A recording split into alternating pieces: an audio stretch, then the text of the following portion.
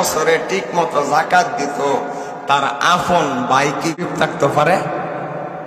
আর যেরকম বোঝা গেল সে বছরে বছরে যেভাবে জাকাত দেওয়ার দরকার ছিল সে সেভাবে জাকাত দিতে। আমরা জাকাত কিভাবে দেই? ধরেন না 2 লক্ষ টাকা জাকাত আইছে, এখন এই 2 লক্ষ টাকা আমরা কি করি? 5,000, 2,000, 500 করে দিই। এমন ভাবে দিই না? না, এভাবে যদি জাকাত দেয় তাহলে দুনিয়া শুধু জাকাত দিবে আর গরিবরা সারা জীবন শুধু জাকাত নিবে। আল্লাহ তো জাকাতের বিধান এভাবে জাকাত দেওয়ার জন্য জাকাতের বিধান দেন নাই, বরং জাকাত তুমি যাকে দিবা সে যেন ভবিষ্যতে আর জাকাত নেওয়ার সুযোগ না। ঠিক কিনা জোরে বলেন? আপনার আপন ভাই গরিব, গাঞ্জা খা মদ খা, আগে চুরি করতে, এখন একজনকে রিক্সাও ভাড়া দেয় না, আছে না নাই? পুঁজির কারণে একটা রিক্সা কিনতে পারে না, এখন খারাপ ভালো হইতে পারে না, আছে না নাই? এখন আপনার 2 লক্ষ টাকা আপনার জাকাত আসছে, হিসাব করে দেখলেন এই 2 লক্ষ টাকা ইচ্ছা করলে আপনি 100 মানুষকে দিতে পারেন না? আবার ইচ্ছা করলে এই 2 লক্ষ টাকা 2 জন মানুষকে দিতে পারে কি পারে না? চুপে চুপে আপন বাইরে গিয়ে সেরকম, ভাই এক কাম করেন, আসেন আপনারা আমি একটা রিক্সা কিনে দিই।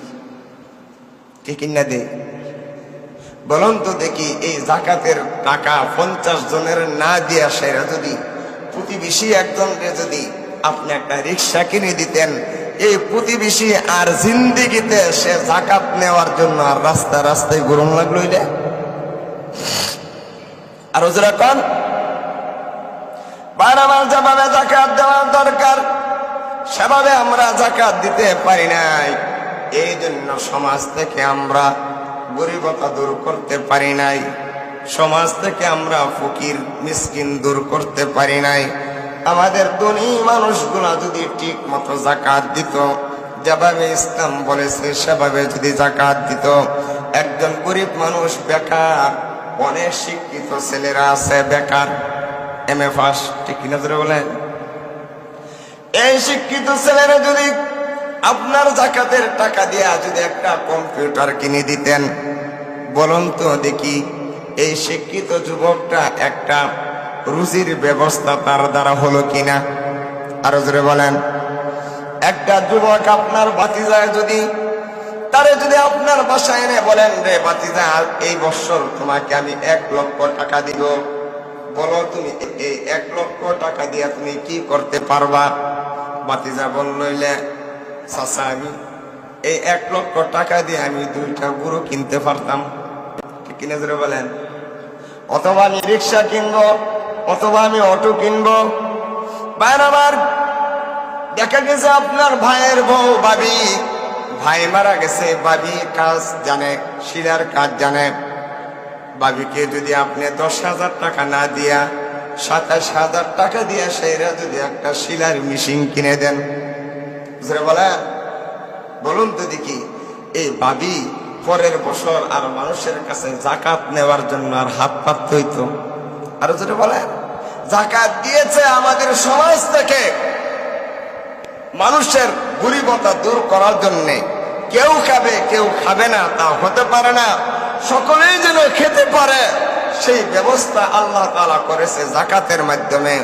আজকে আমরা জাকাত যেভাবে দেওয়ার আমরা সেভাবে দিতে পারি নাই, এই জন্য আমাদের সমাজ থেকে গরিবতা দূর করতে পারি। জোরে বলেন। জাকাত এসেছে বেকারত্ব দূর করে দেওয়ার জন্য, কিন্তু আমরা এইগুলা করি না। আমরা কি করি?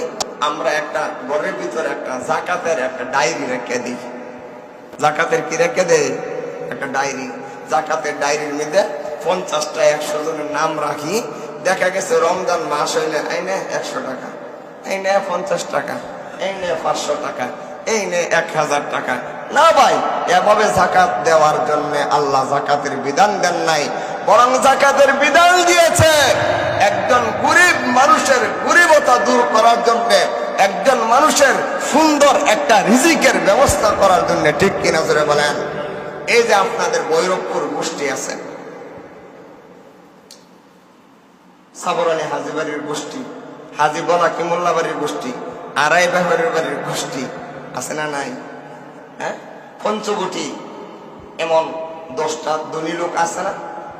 আমি 10টা ধনী লোকের কথাই বলি, শুধু 10 জন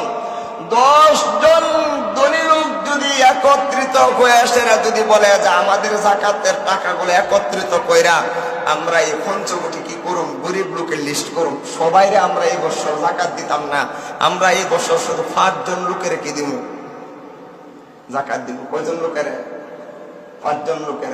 এই 5 জন লোকের আর কোনোদিন আমরা কি দিতাম না, যাকাত দিতাম না। এই 5 জন লোক আমরা সিলেক্ট করে আমরা এই 5টা ঘর থেকে আমরা যখন 5টা যুবক আমরা আনো। কয়জন যুবক? এই 5টা যুবকরা আমরা সৌদি আরব পাঠাই দিব, মালয়েশিয়া পাঠাই দিব, কই পাঠাই দিব? মালদ্বীপ পাঠাই দিব। গোষ্ঠী ভিত্তিক যদি যাকাতের টাকাগুলা যদি এভাবে বন্টন করা হয়, বলুন তো দিকে হাজি বলা কি মোল্লা সাহেবের বাড়িতে আর কোন যাকাত নেওয়ার মতো লোক থাকবো?